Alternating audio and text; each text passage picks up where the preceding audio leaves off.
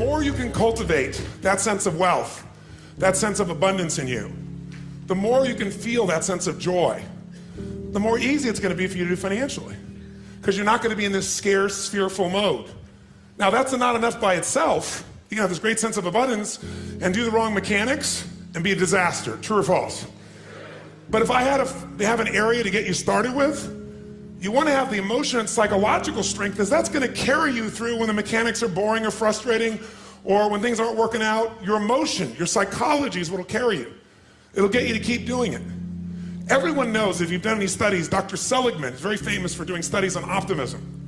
And in those studies, you know what he found out? People that are pessimists are much more realistic. They're much more accurate. If you give them a test and you ask them to look at something and give you a size measurement of it, or to evaluate their own success or failure at a task, and every study Seligman's done, he did it in the University, I think Pennsylvania if I remember correctly originally, what he found was that optimists always see themselves as doing better than they really did. They basically BS themselves. What happens to pessimists, they're 10 times more accurate. But here's what he found out.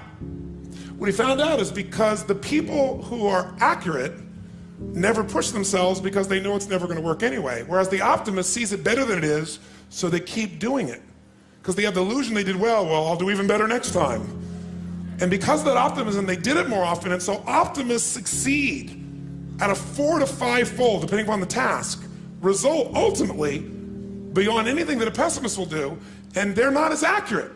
All that's a big way of saying is, if you can develop a psychology of resilience in yourself, you don't have to be optimistic or fake, you can be real. The realness is, whatever shows up, you are larger than anything that can happen to you. You are larger than any financial challenge you could ever face. Initially, we'll say, well, look at their houses, look at their homes, and they don't really have electricity, they don't have this, but they don't feel poor. It's your identity. The way you define the wealth determines whether you're wealthy or not. So are there enough things for you, knowing that 2/3 of the planet lives on $2 a day, that you could get yourself to really feel grateful, yes or no? Yes. How much of your life do you get benefits from today that you never had to create? Think about it. Like I said, the roads you ride on, the library, the books you didn't have to write, right? The internet that you can access in seconds and get answers to just about anything. The people in your life that you didn't have to raise, but are there for you. Think about all the different aspects of your life. If you want to be wealthy, all you have to do is associate. So before we do the financial part, because financial independence is different than wealth. Wealth is that state of mind. Financial independence is being in that position where you don't ever have to work again. That if you work, you do it because you really want to. Now, I'll give you a clue. If you get financially independent and you don't work, you'll be miserable. I can't tell you how many friends I have that sold their company, made $50 million. One man made almost $1 billion and was really excited for a while. But after a while, it was like bored. His vehicle of his business gave him a sense of contribution, and he was always growing, figuring out how to solve problems, and he had all the people he was connected to in the business, all the employees and friends and associates. So I want to tell you, I'm not just saying this as some little positive thinking technique. I'm telling you, this is the secret, the real secret, to shift it inside of you and to add the real value. Most people are trying to pursue something in the future that they already have. I want you to think of what it is you think you want that will make you wealthy or financially free. By defining the game in a winnable way, a certain amount of money that we meet, and that covers what we're going to call financial security, which might be your housing, your cars, your food, and basic entertainment. How many would feel rich if you didn't have to work, if your investments alone, the income from your investments, the income, covered those 4 items, your housing for the rest of your life, your food, right, your travel, and some entertainment? How many think that would feel pretty good? Say aye. And by the way, that number is way smaller than what most of you think of when you think about being financially independent, which is everything covered without working. So why not get the first one down pat? And you're gonna know exactly what that number is for you and what it's gonna take for that number where you don't have to work to meet it. Then we can look at financial independence, where you don't have to work and everything is covered. Then we go to financial freedom. You don't have to work and everything you can think of is covered. Anything you ever want to do for yourself or others, those you want to give. That's a different level, isn't it? And most people think of financial freedom, they come up with this gigantic number that if you even figured out everything you want, it's nowhere near as big as you think. And because it's so big, you never even start the journey. and you don't think it's gonna happen. So you talk about it, you hope you'll get some big hit sometime with your business or something, but you never get going. How many follow this? Say I. If you are significant in other people's eyes, what will that do for you? Well, you know, it was in my eyes, somebody that I would look, somebody that, but when you know, you an get, example. But when you get there, you won't look to yourself anymore. When you get there, you'll just be at a different level, and then you'll be trying to figure some other level of what you need to get to so you would respect yourself. That's a good point. He always makes good points. You notice that? So what you're doing is, here's the game you're playing, and I want all of you to hear this. No amount of money will ever make you wealthy. Because as soon as you get there, you will raise the game. Now here's what's great about that. To continue growing in all areas of life. If you could grow emotionally, should you? Yes or no? Yes. If you could give more, should you? Yes or no? Yes. If you grow intellectually, should you? Yes. If you could give more love, should you? If you could grow more financially, should you? Yes, because growth is life. But having to grow in order to feel significant enough means you will always be poor. It's a game that never ends. Let's talk about money now, not wealth. What does it take mechanically to get this thing called financial independence? And what is financial independence as opposed to wealth? Wealth is a product of the mind. Again, no amount of money you ever achieve will make you wealthy. Financial independence means you never have to work again in order to live your life. That when you do work, you're doing it because you really want to, not because you have to. And how many are committed to not only being wealthy, but also financially independent? Say, I. How do we get there? Let me give you the lesson how to get there. It is so simple that when I tell you, you're gonna go, thank you for the breakthrough thought. But even though you may know this intellectually, whether you're sophisticated or not, you probably know this. The formula for financial independence is so simple. And you can't achieve financial abundance unless you really learn to apply this, not just in a concept in your head, but consistently in your life. And that formula is simple. Spend less than you what? You go, thank you for the breakthrough thought, Tony. But is this what most people do, yes or no? No, what do most people spend? More than they earn. There's no way around this. No matter how much money you have, if you spend more than you earn, you got a challenge. So there's no way to be financially free, financially independent without spending less than you earn. And what do you got to do with what you don't spend? You got to invest the difference. Because what I want to show you right now is how do you build what everybody should own. Every one of you should leave here with your own personal money machine. You want to create a money machine. A machine that while you're sleeping is making you money, right? So you're no longer trading the most valuable resource you have in life, your time, for money. You want to trade money for money. You want money to go to work. You want to put that money to work for you so while you're sleeping it's making a difference. You want to create a machine. And that machine you want to create is something that you want to be able to feed you at some stage where you don't have to work. That's what the money machine is. The second secret to this is you got to reinvest. How many of you have ever made a big hit in your investments and went, oh my God, that's so cool, and took the money and spent it on something? Raise your hand, say I. Come on, say I. I know you all, anybody who's invested has done this. If you got a big hit, you go, oh, this is it. Nothing wrong with that, but you got to make sure a significant amount of that, you reinvest your returns so you get compounded what? Compounded growth is the most basic principle in the world. We all know it intellectually. But are you emotionally associated enough that you're really utilizing it to its maximum capability? If you don't, you're not going to get financially free. You will never get financially independent by your earnings alone. Every one of you in this room is going to lose money. Every one of you. There's no way. The person I work with, one of the top financial traders in the history of the world, top 10 in the history of the world, is not even right half the time. How could you make billions of dollars if you're not even right half the time? Not even 51% of the time.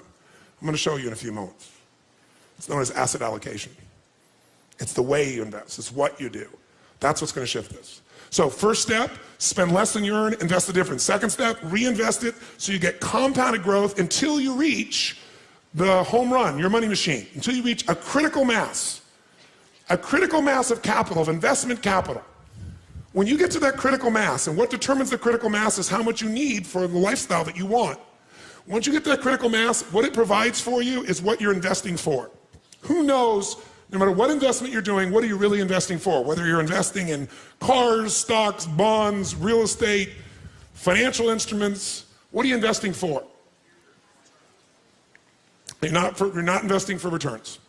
That illusion will keep you from getting to the end game. If you're wealthy, here's what makes you wealthy. Income, not assets. Assets you can buy, and assets change in value all the time. You need income. This is the only reason to invest. You invest for one reason, so you have an income for life without working. And to do that, you got to build a critical mass of capital, that the interest on it alone will give you that income, and you can have the life you want without working. And the only way to do that is do those first two steps. Spend less than a year and invest it, reinvest it till you hit that critical mass. Now, how to do that is actually a lot simpler than you think. We make things more complex than it really is. You got to think of this as your target. In order to achieve what you want, where you have a money machine, here's what you must do. You must pick out a minimum financial goal for yourself. Even to achieve your minimum financial goal, you got to pick out a specific amount of money that you're going to invest every month, every year, no matter what. A specific percentage of your income. If you don't do that, forget the rest of this course. It's a waste of your time. Because you'll go make a bunch of money, but you won't be practicing the fundamentals, and eventually you'll make a mistake and you'll lose it. Let me tell you another secret to life. If you do the right thing at the wrong time, you get pain. If you plant in the winter, I don't care how hard you work. I don't care if you work day and night and you work to the bone and you plant your seeds in the middle of the winter. What's going to happen when fall comes? Are you going to be rewarded, yes or no? No. So if you don't understand that the seasons are changing, you're in trouble. What is asset allocation? It means out of the money you have to invest, we're going to create 3 buckets. Really simple way of thinking of this from now on. The first bucket is the security bucket. When you think about investing, think of 2 types of investments. There are fixed income investments, and most of you are clear what this means. What does it mean when it's a fixed income investment? Who knows? What does that mean? You got a guaranteed rate of return, assuming they deliver. And anyone cannot deliver, including the US government. They haven't not delivered, but they could. Is there risk in any investment, yes or no? So just ratios of risk. And as we know, no risk, no reward. So if you don't invest, you're going to lose if you invest at times. But if you don't invest, you've already lost and you can never win, never have a money machine, never be financially free. The second type of investment that you can make, and it helps you understand what you're going to do, is something that's going to be growth driven. And growth investments are investments where you probably have a much greater potential for growth, which means you get a greater return if you're successful. But if you're not successful, do you have a guaranteed rate of return, yes or no?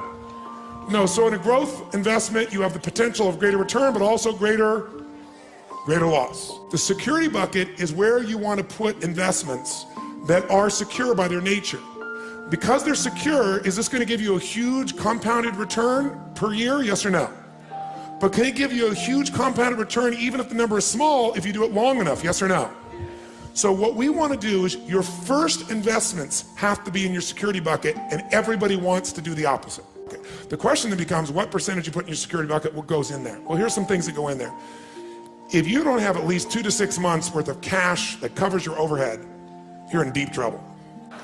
The first step to getting financially secure, not financially independent, is to make sure you got enough cash that if something happens, you can go for 6 months.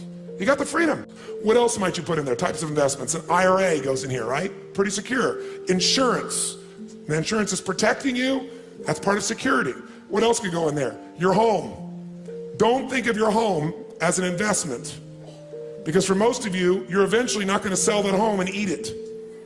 You're not going to sell your home and get income off it. Now, some of you may be. You made a stage of life where you're accumulating the same homes, and eventually you're going to sell and buy a smaller home and take that critical mass that came from selling the big home, and it's going to take care of you for life.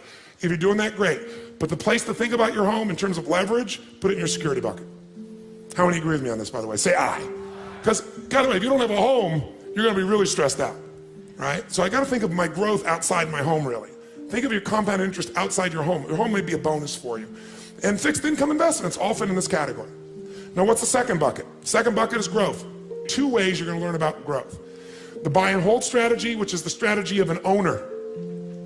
And by the way, that buying and holding, that is less risky to some extent than momentum because of the timing, but it can be just as risky. What is momentum trading? That's when you're no longer an owner, you're a trader. A financial trader, everybody's a financial trader. Most of you trading time for your money. Here you're trading money for money. Here what you're looking at is you're seeing movement in prices. And what a momentum player is doing is they're playing for the short term usually. Third bucket is the dream bucket. The dream bucket is you want to travel around the world. The dream bucket is You, depending upon the size of how you think or what you're doing or your economics, you want to own a condominium in Aspen. It might be the boat, it might be a trip, it might be owning a basketball team, owning an island. Depends on the size of what it is you want to do. And by the way, bigger isn't better. The more you have to feel financially free, the more stress you're gonna have. How many follow this?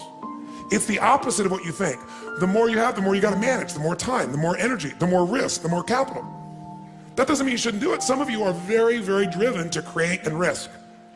That's a personality type. We know that it's crazy. I happen to be one of those types to some extent. But even a crazy person's got to make sure their security's there, or their craziness at one point will bite them. How many follow? If you can get financially free for less, do it. Be wealthy now and get financially free quicker. And then lock in, you won. And then keep that stuff in your security bucket. And if you want to play a bigger game now, you've already won, and everything you're playing now, that's where the house is money. You can go for something bigger, and if it doesn't work out, you're still handled. Your security, what you're here for, is totally free. How many follow what I'm talking about here? Say I.